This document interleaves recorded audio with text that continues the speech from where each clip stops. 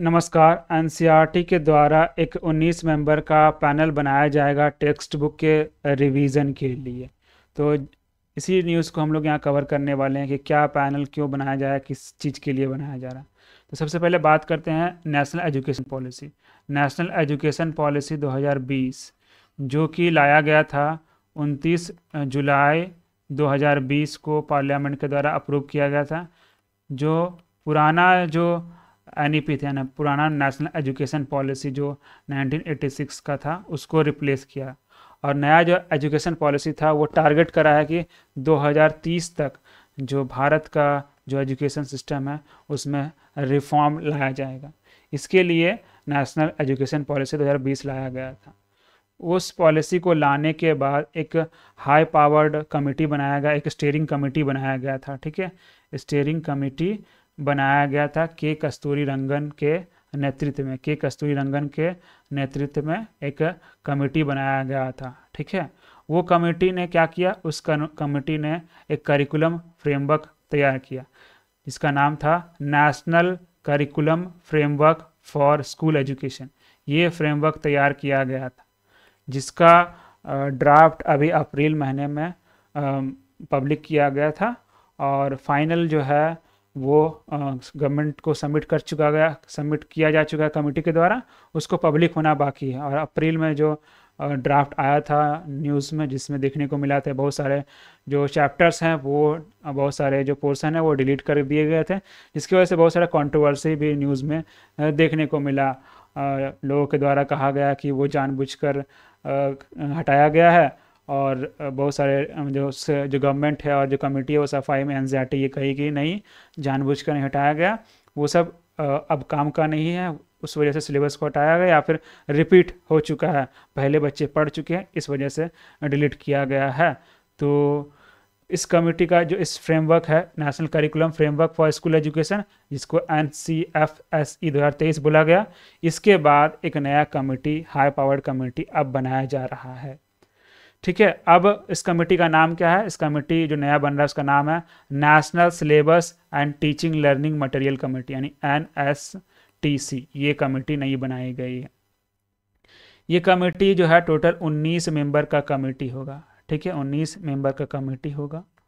इसके चेयरपर्सन कौन बनाए गए हैं? इसके चेयरपर्सन जो बनाए गए हैं वो MC पंत को चेयरपर्सन बनाया गया है। MC पंत कौन है? तो national institute of educational planning and administration यानी कि NIEPA के चांसलर हैं MC पंत। साथ साथ को चेयरपर्सन भी हैं। कौन है वो? तो प्रिंसटन यूनिवर्सिटी के प्रोफेसर मंजुल भार्गव इसके को चेयरपर्सन हैं। इस कमेटी में और भी बहुत सारे मेंबर हैं, अच्छे अच्छे लोग जो फेमस लोग हैं, जैसे कि इन्फोसिस फाउंडेशन के चेयरपर्सन और ऑथर भी रह चुकी है सुधा मूर्ति, वो इसके मेंबर है।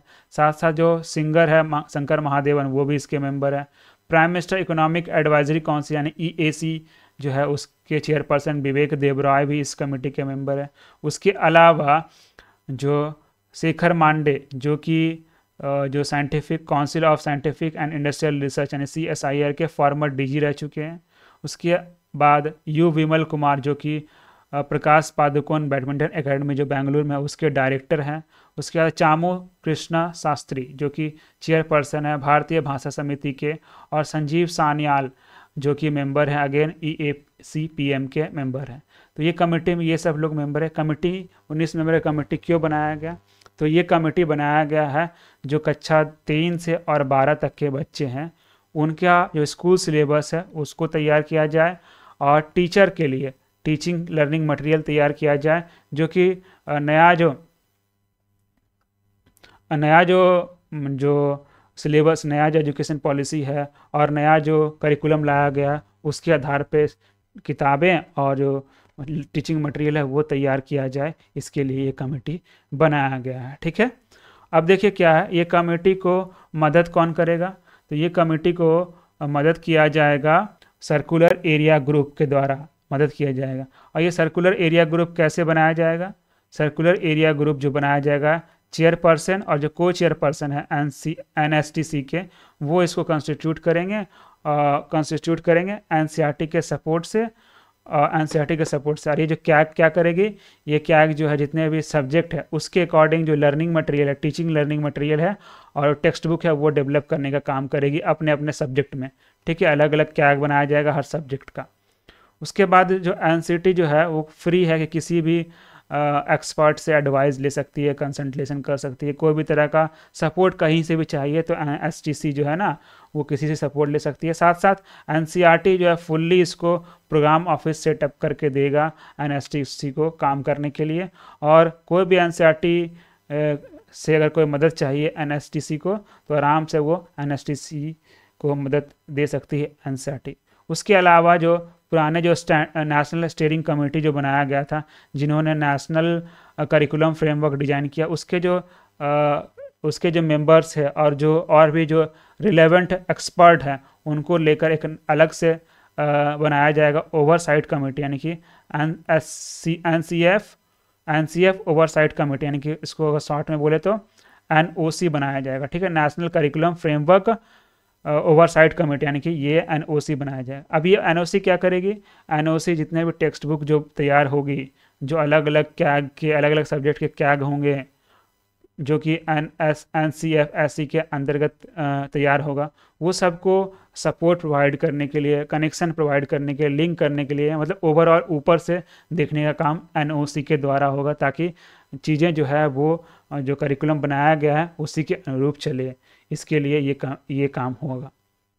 अब देखिए क्या है कि कुल मिला के यही सब चीज़ें बातें थी कि नई कमेटी बनाई जाएगी कि नई किताबों के लिए। तो उम्मीद है इसमें जो जो चीज़ें थी उसको मैंने कवर किया, और कंट्रोवर्सी वगैरह के बारे में तो मैंने बात कर ही लिया। साथ साथ कमेटी जो बनाया गया था स्टीयरिंग कमेटी, उसके चेयरपर्सन कौन थे तो बता दिया गया कि सूर्यनंदन कमेटी के चेयरपर्सन थे। तो उसका PDF अगर चाहिए तो आप इसको स्कैन करके टेलीग्राम चैनल ज्वाइन कर सकते हैं, या फिर ये सर्च करके भी ज्वाइन कर सकते हैं। तब तक के लिए मिलते हैं अगले क्लास में, तब तक के लिए धन्यवाद।